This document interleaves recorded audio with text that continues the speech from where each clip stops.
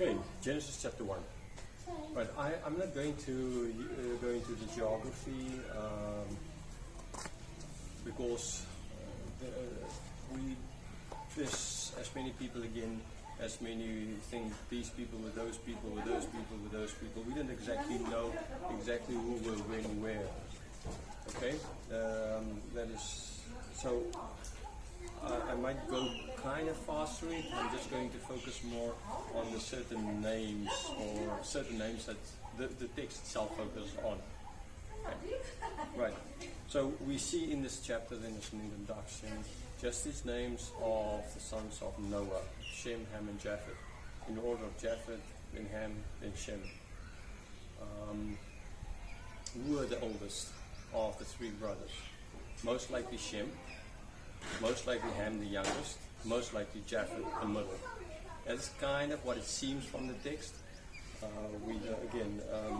It's kind of what it seems like from the text. But that might depend a little bit on the translation as well. Translation issue. So we don't exactly know. But we'll take it as being, in general, Japhet is the middle son and Shem the oldest and the youngest. Now, why is it normally written Shem, Ham, and Japhet? Well, people they think that surmise that it's because of the way it sounds better. Shem, Japhet, Ham sounds better. Sounds worse than Shem, Ham, Japhet. So short, long kind of idea. So for that reason, most likely, again, they wrote the name Shem, Ham, and Japhet. That does not imply then, therefore, that this is the age. So they didn't divide up by the age or by the alphabetical order, but more in what sounds kind of better. And Shem, Ham, and Japhet sounds better than Shem, Japhet, Ham.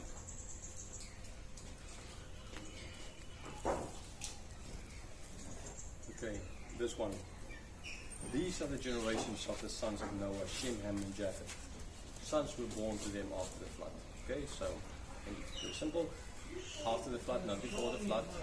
After they had children born to them.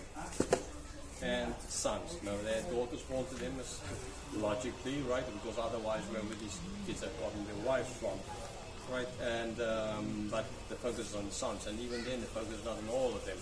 You're going to see there's a list of 17 names here, and 70, as you can see, like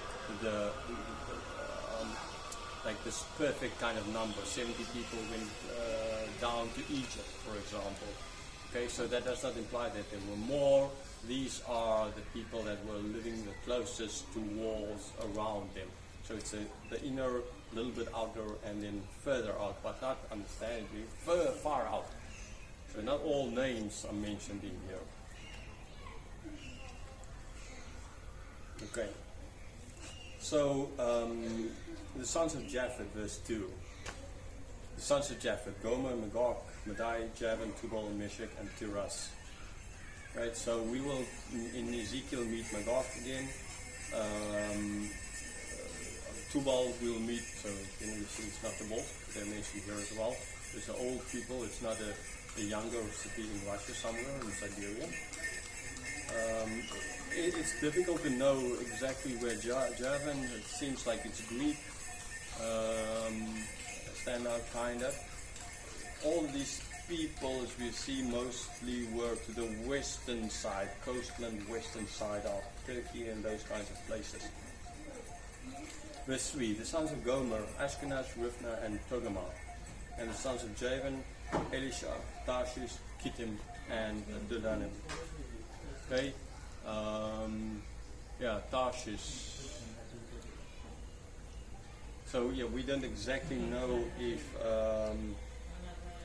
we will meet Tarshish later on in the Bible. Again, we don't exactly know where these places were. And the focus for me is not so much on where it might have been. For that, you can go and read up on archaeological books or other more books, commentaries that try to find where these places might have been.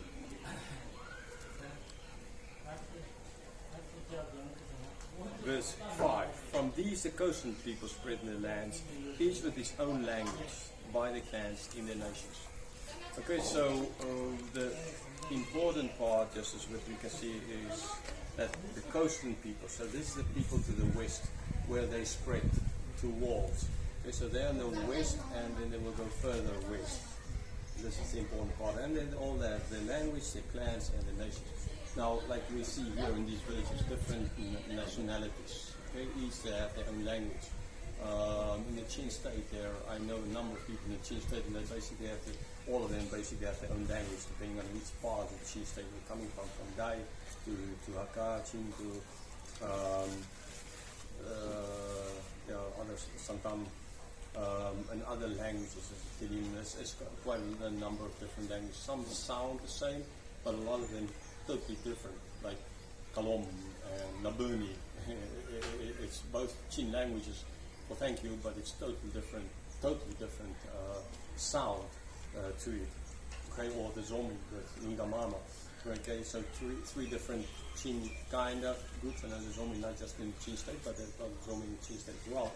Okay, in the Saigon region, and they are Christian as well. Calais, they are biggest, like the city of 1,000 churches, like they call it. You know, so that is for here, right? But this is for them. Now, at this stage, did they have all their own languages and their own clans? No. At this, in the beginning, they did not have, right? They would form them later. We will see the reason for this is ultimately what's going to happen in the next chapter. So this is already looking forward to what's going to happen in the next chapter. Okay, of the Tower of Babel, and now they had all one language, but it's now going to be cut up, and we see, I mean, the people in the Chin state are all kind of related in a certain sense, right? And not all related, right? But in a certain sense, and they live sometimes very close to each other. But the mountains make it that they could not speak that much to each other, so their languages kind of diversified. And remember, even in Holland, it was like there are different parts of Holland. It's a small little country. And the people speak such a different varieties of Dutch ultimately, and it's not even mountains there.